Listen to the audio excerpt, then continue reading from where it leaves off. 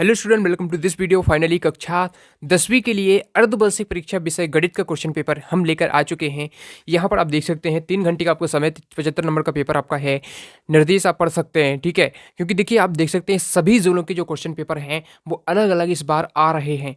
तो ऐसे में मैं आपको देखिए यहाँ पर जो पेपर लेकर आ चुका हूँ, काफ़ी जिलों से मैंने कॉन्टेक्ट करके रखा है। तो देखिए सभी जिलों के जो क्वेश्चन हैं वो बहुत ज़्यादा जो पूछे जाते हैं वो मैं इसमें आपको इस पेपर में, ठीक है, प्रोवाइड कराने वाला हूं। तो यहाँ पर देख सकते हैं सही विकल्प पहले दिए गए हैं, 6 अंक का है, ठीक है, 6 अंक के सही विकल्प हैं। उसके बाद देखिए 1 से 5 तक के वस्तुनिष्ठ हैं, 6 से 23 तक के आपके प्रश्नों के देख सकते हैं पूरे प्रश्न हैं, मैं आपको पूरे सॉल्व कराऊंगा। तो यहाँ पर देख सकते हैं पूरा पेपर रहने वाला है। यहाँ पर सबसे पहले सही विकल्प देख लेते हैं, सही विकल्प का चयन करना है, ठीक है। तो पहला है 2 संख्याओं का गुणनफल 32 है तथा उनका एलसीएम 8 है। तो उनकी HCF मतलब उनका HCF क्या होगा, ठीक है। तो हाईएस्ट कॉमन फैक्टर उसका ज्ञात करना है। तो इसका एक सूत्र होता है इसको निकालने का, ठीक है, ठीक है। तो इसको आप कैसे निकालेंगे, ठीक है, जैसे कोई अलग अलग संख्या आपको दे दी जाए, ठीक है, तो इसका सूत्र होता है HCF ऑफ AB, ठीक है। देखिए जैसे HCF ऑफ AB मतलब 2 संख्याएं A और B होती हैं, LCM ऑफ AB, ठीक है, इनका जो गुणनफल है, ठीक है, मतलब A और B का जो गुणनफल है, मतलब 2 संख्याएं जैसे 1 और 2 ले ली मान लो अपन ने, ठीक है, तो 1 और 2 का गुणनफल बराबर होगा इन दोनों के मतलब इन दोनों के गुणनफल के बराबर, ठीक है। HCF of AB into LCM of AB इनके बराबर होता है। तो हमें क्या दिया है, हमें दिया है गुणनफल दिया है 32, मतलब दोनों संख्याओं का गुणनफल 32 दिया है पहले से, ठीक है। और हमें ये भी दिया है कि LCM 8 है, LCM की जगह पर भी 8 रख देना है, गुणा जैं को तो लगा देना है, मतलब जो का त्यों लगा देना है। HCF हमें पता नहीं है, ठीक है। अब HCF क्या निकल कर आएगा, ये पक्षांतर में बटे में पहुंच जाएगा। तो HCF ऑफ AB जो हो जाएगा ये निकल के आ जाएगा हमारा 32/8, ठीक है। कितना आ जाएगा, 4। तो 4 आंसर आप देख सकते हैं इसमें किसमें है, ऑप्शन नंबर ए आपका करेक्ट आंसर हो जाएगा। इसी प्रकार से आपको कोई भी अन्य संख्या भी दी जाए तो आप निकाल सकते हैं, ठीक है। तो यहाँ पर कौन सा करेक्ट आंसर हो जाएगा, फर्स्ट वाला 4, ठीक है। अब देखते हैं अगला प्रश्न है, यदि द्विघात बहुपद AX² + BX + C के शून्यक अल्फा और बीटा हो तो अल्फा प्लस बीटा का मान क्या होगा। देखिए 2 याद रखना है, अल्फा प्लस बीटा होता है शून्यकों का योग, ठीक है। तो शून्यकों का योग होता है -B/A, यानी C वाला आपका करेक्ट आंसर हो जाएगा। यदि इनका मतलब गुणनफल पूछे, जो अल्फा इंटू बीटा पूछे, अल्फा गुणे बीटा पूछे, तो ये हो जाएगा C/A, ठीक है, C/A होता है, ठीक है, याद रखना है। अगला प्रश्न देखिए तीसरा है, अगला देखिए A1/A2 बराबर B1/B2 बराबर C1/C2 हो तो रैखिक समीकरण युग में A1x + B1y + C1 बराबर 0 तथा A2x + B2y + C बराबर 0 का खाली स्थान मतलब क्या होगा। एक अद्वितीय हल होगा, कोई हल नहीं होगा, अनंतता अनेक हल होंगे, इनमें से कोई नहीं। देखिए 3 स्थितियां बताने वाला हूँ, 3 स्थिति से डेफिनेटली आपका सभी जिलों में देखना एक ना एक आएगा।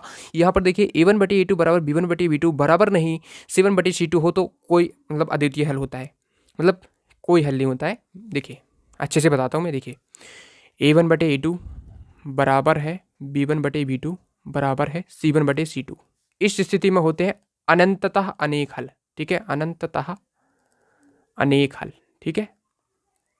तो इस वाले प्रश्न का आंसर हो जाएगा अनंततः अनेक हल C वाला। यदि यहाँ पर ऐसा होता है A1/A2 बराबर नहीं B1/B2, ठीक है, ये वाली स्थिति बनती है तो इसका अद्वितीय हल होता है, ठीक है। तीनों याद रखना है क्योंकि कभी भी प्रश्न कोई भी बन सकता है, अद्वितीय हल होता है। यदि जो है यहाँ पर A1/A2 बराबर है B1/B2 को, लेकिन बराबर नहीं C1/C2, मतलब C2, A1/A2 बराबर है B1/B2 बराबर नहीं C1/C2, तो इसका कोई हल नहीं होता है, ठीक है। तो इस प्रकार से तीनों स्थितियां याद रखनी है। समीकरण x² + x - 1 बराबर 0 के मूलों की प्रकृति क्या होगी। तो याद रखिएगा स्टूडेंट, देखिए x² + x - 1 यहाँ पर हमें क्या करना होता है, विभक्त कर निकालना होता है, ठीक है। जब विभक्त कर हम निकालेंगे तो इसमें d निकालना होता है B² - 4AC से। तो इसका जो d मतलब B² - 4AC से निकाल देंगे तो इसका जो आंसर हो जाएगा, ठीक है, इसमें क्या हो जाएगा आपका वास्तविक और भिन्न मूल होंगे, ठीक है।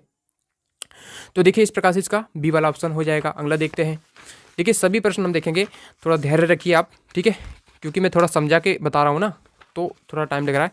देखिए 3, 6, 9 खाली स्थान का कौन सा पद 27 है, तो इसमें आपको कौन सा पद 27 है ये बताना है। तो इसको कैसे निकालते हैं, ठीक है, तो इसको कैसे निकालेंगे तो इसको देख लेते हैं हम।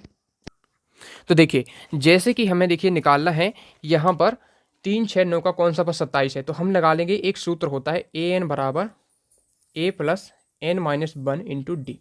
ठीक है, जहाँ पर हमारा ए एन कौन सा है, इसमें दिया है 27, तो ए एन की जगह पर हमें पूरा टोटल 27 लिखते हैं बराबर ए क्या है, इसमें देखिए ए यानी प्रथम पद होता है, तो प्रथम पद इसमें 3 दिया है तो 3 लिख देंगे, प्लस एन है, एन हमें पता नहीं है कि कौन सा पद है, तो पद तो हमें पता नहीं है, तो एन को ज्यों का त्यों लिखा रहने देंगे, -1 जो का त्यों। अब डी क्या है, इसमें देखिए डी यानी होता है आपका, इसमें सारबंतर, सारबंतर क्या है 6, इनके बीच में कितना अंतर है, तो 6 में से 3 घटा देंगे, दूसरे पद में से पहला घटा देंगे, मतलब 3 आ जाएगा सारबंतर। ठीक है, अब देखिए इसको सॉल्व करेंगे, 27 लिखेंगे ज्यों का त्यों बराबर 3 प्लस 3 का गुणा होगा एन में, तो 3n हो जाएगा, माइनस 3 एकम 3।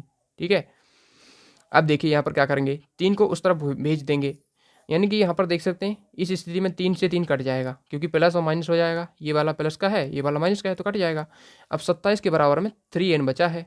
ठीक है, तो 3n बराबर 27, इसको ऐसे भी लिख सकते हैं, तो n बराबर क्या हो जाएगा 27/9, यानी 9 मतलब 3, तो 3 9 जा मतलब 27, मतलब 9 आ जाएगा इसका, मतलब 9वां। तो इसमें सी आंसर जो है उसका करेक्ट आंसर हो जाएगा। ठीक है, तो इस प्रकार से आपको याद रखना है कि इसका कैसे निकालते हैं, यदि कोई और भी क्वेश्चन आए तो आपसे बनना चाहिए। ठीक है, तो इसका सी वाला करेक्ट आंसर हो जाएगा। अगला प्रश्न देखते हैं, बिंदु -4 -7 किस चतुर्थांश में स्थित हैं, तो आपको याद रखना है ये तृतीय चतुर्थांश में स्थित हैं। चतुर्थांश आपने याद रखे होंगे, आपको पता होगा किस प्रकार से बनाया जाता है, 9th में आपने पढ़ रखा है। ठीक है, रिक्त स्थान देख लेते हैं, रिक्त स्थान की पूर्ति करना, तो पहला है सभी वृत्त खाली स्थान होते हैं, तो सभी वृत्त सर्वांगसम होते हैं। ठीक है, तो चलिए लिख के बता देता हूँ, सभी वृत्त कैसे होते हैं, सभी वृत्त होते हैं आपके सर्वांगसम। ठीक है, तो सभी वृत्त होते हैं कैसे, सर्वांगसम, तो पहले में हो जाएगा सभी वृत्त होते हैं सर्वांगसम। दूसरा देख लीजिए, दूसरा प्रश्न क्या पूछ रहा है, किसी वृत्त की स्पर्श रेखा उसे खाली स्थान बिंदु पर प्रतिच्छेद करती है, तो किस पर मतलब किस बिंदु पर प्रतिच्छेद करती है, तो इसका लिख लेंगे आप यहाँ पर एक बिंदु पर। ठीक है, एक बिंदु पर प्रतिच्छेद करती है किसी वृत्त की स्पर्श रेखा, जैसे कि आपने वृत्त बनाया, इस पर कोई स्पर्श रेखा ऐसी बना दी, तो देखिए एक बिंदु को एक बिंदु पर ही प्रतिच्छेद कर रही है, मतलब ठीक है, तो यहाँ पर आप इस प्रकार से समझ सकते हैं। देखिए थर्ड क्वेश्चन देख लीजिए, यदि आर और एल क्रमशः शंकु के आधार की त्रिज्या एवं शंकु का तिर्यक ऊंचाई है, तो शंकु का वक्र पृष्ठ क्या होगा, तो शंकु के वक्र पृष्ठ का यहाँ पर क्या होता है, पाई आर एल होता है। ठीक है, पाई आर एल। ठीक है, ये होता है शंकु का वक्र पृष्ठ, याद रखिएगा। चौथा प्रश्न अपना क्या है, चौथा प्रश्न हो जाता है यहाँ पर, प्रथम 5 प्राकृतिक संख्याओं का समांतर माध्य क्या होगा, तो प्रथम 5 प्राकृतिक संख्या क्या होती हैं, 1 होती है, 2 होती है, 3 होती है, 4 होती है, 5 होती है। प्राकृतिक संख्या यानी कि प्राकृतिक संख्या जो होती है 1 से शुरू होती है, इनका सबको जोड़ देना है, पर 5 से भाग दे देंगे। ठीक है, तो हमारा समांतर माध्य निकल आएगा 5 4 9 3 12 13 14 15, 15/5 यानी 3 आपका आंसर आ जाएगा। ठीक है, तो 3 आपको इसमें लिख देना है। सूर्य का उन्नयन कोण जब किसी सीधे खड़े स्तंभ की छाया और उसकी ऊंचाई बराबर हो तो खाली स्थान होगा, तो 45 डिग्री होता है। ठीक है, तो 45 डिग्री आंसर हो जाएगा। 3√2 यानी 3√2 क्या है, एक अपरिमेय संख्या है। ठीक है, तो इसमें आपको भर लेना है अपरिमेय संख्या। थोड़ी राइटिंग पे ध्यान में नहीं दे रहा हूँ क्योंकि काफ़ी जल्दी लिख रहा हूँ। ठीक है, तो आपको लेकिन ध्यान देना है राइटिंग पे प्रॉपर। ठीक है, तो देखिए अब सही जोड़ी मिला लेते हैं। ठीक है, तो सही जोड़ी देख लेते हैं। देखिए सही जोड़ी आपकी ट्रिगोनोमेट्री से ही आएंगी। ठीक है, तो sec theta into cos theta क्या होता है, sec theta into cos theta हो जाएगी आपकी 1। ठीक है, sec theta into cos theta 1 होता है, 1 + कॉट स्क्वायर थीटा। ठीक है, मैं ऐसे ही बता देता हूँ आपको सही जोड़ी। आपको क्या करना है, आपको सही जो उत्तर है वो आपको एग्जाम में लिखने होते हैं। ठीक है, तो 1 + कॉट स्क्वायर थीटा ये हो जाएगा आपका। ठीक है, इससे मैच कर लेंगे आप ये वाला 1/√2। ठीक है, मतलब 1/√2। साइन 45 का मान कितना होता है, साइन 45 का मान होता है आपका। ठीक है, इसमें हो जाएगा आपका, अरे मैंने इसमें गलत बता दिया, 1 + कॉट स्क्वायर थीटा होता है कॉसेक स्क्वायर थीटा, और साइन 45 का मान होता है 1/√2। ठीक है, तो सुधार लीजिए। सेक 90 - थीटा क्या होता है, सेक 90 - थीटा क्या होता है, कॉसेक थीटा। ठीक है, अंडर में 1 - कॉस स्क्वायर थीटा क्या होता है, ये हो जाएगा आपका इसमें साइन थीटा। ठीक है, बी वाला। उसके बाद सेक थीटा लास्ट वाला है, तो ये हो जाएगा फर्स्ट, मतलब फर्स्ट नहीं होगा, तो ये हो जाएगा 1/, अच्छा ये 1/cos थीटा। ठीक है, तो इससे मैच कर लेना ई वाली से। तो इस प्रकार से आपकी सही जोड़ी हो जाती हैं। अब मैंने सही जोड़ी आपको बता दी। अब देखते हैं हम एक शब्द या वाक्य में उत्तर। तो देखिए पहला एक शब्द या वाक्य में उत्तर है, देखिए पहला एक शब्द या वाक्य में उत्तर है x + b = 0 एक द्विघात समीकरण है। ठीक है, तो ये सत्य है या असत्य, तो पहले का हो जाएगा बिल्कुल असत्य। ठीक है, द्विघात तो है नहीं, कहीं से भी नहीं दिख रहा। दूसरा देखिए यदि ए बी सी समांतर श्रेणी में है तब बी बराबर इतना होता है, बी बराबर ए प्लस सी बटे 2 होता है। तो जी हाँ होता है, सत्य लिख लेंगे, सत्य हो जाएगा दूसरे प्रश्न का। तीसरा देखिए, तीसरा कह रहा है कि त्रिभुज का क्षेत्रफल 1/2 गुणा आधार गुणा ऊंचाई होती है, तो बिल्कुल सत्य है, तो ये सत्य हो जाएगा। ठीक है, मूल बिंदु के निर्देशांक पूछा है 0 0 होते हैं, तो ये भी सत्य हो जाएगा। ठीक है, क्षैतिज तल से ऊपर की ओर देखने पर दृष्टि रेखा क्षैतिज रेखा के साथ अवनमन कोण बनाती है, तो ऊपर देखेंगे तो अवनमन नहीं बढ़ेगा, उन्नयन बढ़ेगा। ठीक है, तो पांचवे का असत्य हो जाएगा, पांचवा असत्य हो जाएगा। छठवा देख लीजिए, आपको सत्य सत्य लिख लेना है। ठीक है, छेदक रेखा वृत्त को केवल एक बिंदु पर प्रतिच्छेद करती है, तो असत्य हो जाएगा। ठीक है, तो हमारा कौन कौन सा है, दूसरा सत्य है, तीसरा सत्य है, चौथा सत्य है, पहला पांचवा छठवां असत्य। ठीक है, अब एक शब्द वाक्य में उत्तर देख लेते हैं। ठीक है, ये सत्य सत्य थे, एक शब्द वाक्य में उत्तर देख लेते हैं। गोले के आयतन का आपको सूत्र बताना है। ठीक है, गोले के आयतन का सूत्र, तो गोले का आयतन का सूत्र क्या होता है, ध्यान रखिएगा। यहाँ पर देख सकते हैं गोले का आयतन का सूत्र, यहाँ पर लिख लीजिए आप 4/3 पाई r की घात 3। ठीक है, दूसरा प्रश्न पूछा है रैखिक समीकरण y बराबर mx + 3 में यदि x बराबर -2 y बराबर 5 हो तो मान क्या होगा। तो y की जगह पर लिख देंगे, बस मान रख देना है, y बराबर कितना है 5 है, ये x -2 है, तो m जो कहते रखेंगे -2 है + 3, तो 5 इसको इस तरफ लाएंगे तो माइनस हो जाएगा 3, -2m हो जाएगा, ये 2 बचेगा बराबर -2m, ये कट जाएगा, माइनस का एक आंसर हो जाएगा। ठीक है, तो इसमें -1 आपको लिख देना है। तीसरा प्रश्न देखिए, द्विघात समीकरण ax² + bx + c का विभक्तकर ज्ञात करने का सूत्र, तो विभक्तकर बराबर d = b² - 4ac होता है। ठीक है, चौथा प्रश्न देखिए, -2 4 10 का सारबंधक क्या होगा, तो घटा दीजिए बस, तो इसका हो जाएगा 6। ठीक है, 10 में से 4 घटाइए 6, या 4 में से इसको भी घटाइए तो वही आएगा। ठीक है, ठीक है, क्योंकि 4 में से 2 घटाएंगे तो 4 माइनस और -1 पहले से है 2। ठीक है, तो ये प्लस हो जाएगा ना, 4 2 6 हो जाएंगे। पांचवा देखिए, थेल्स प्रमेय का कथन लिखना है, तो थेल्स प्रमेय का कथन मैं आपको दिखा देता हूँ।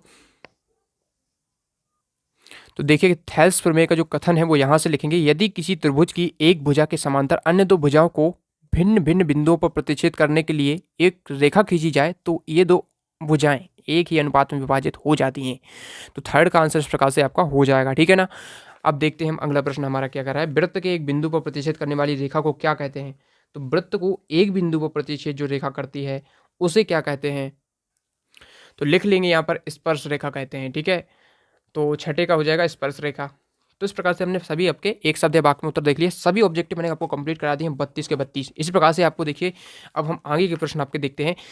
संख्या 135 और 225 का HCF ज्ञात करना है। सिद्ध कीजिए कि रूट देने का परिमेय संख्या है।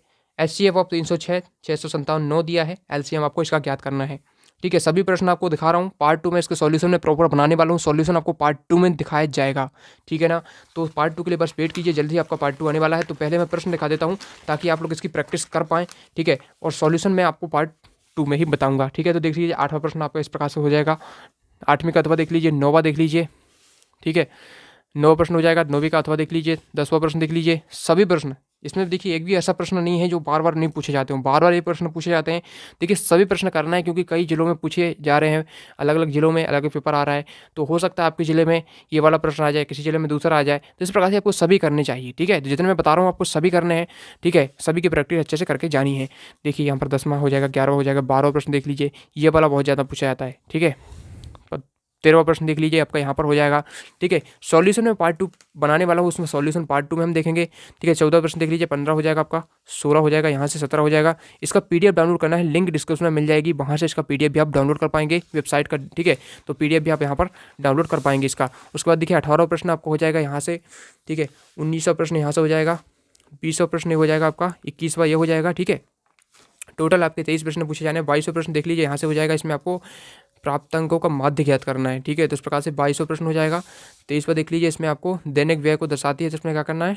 ठीक है, इसमें आपको इसमें भी इसका माध्य ज्ञात करना है, नहीं सॉरी, इसका आपको वो बनाना है दंडारेख। ठीक है, उसके बाद देखिए प्रतिस्थापन विधि से हल करना है, प्रतिस्थापन विधि से आपको इसका हल करना है। तो इस प्रकार से देख लीजिए 23वां प्रश्न है, और इसको विलोपन विधि से हल करना है। तो इस प्रकार से टोटल 23 प्रश्न है, सभी के हम आंसर नेक्स्ट पार्ट में देखने वाले हैं। थैंक्स फॉर वाचिंग, मिलते हैं नेक्स्ट वीडियो में। वीडियो पसंद आए वीडियो को लाइक कर दीजिए, चैनल पर सब्सक्राइब जरूर करना, साथ ही टेलीग्राम का लिंक डिस्क्रिप्शन में, वहाँ पर ज्वाइन जरूर हो जाना।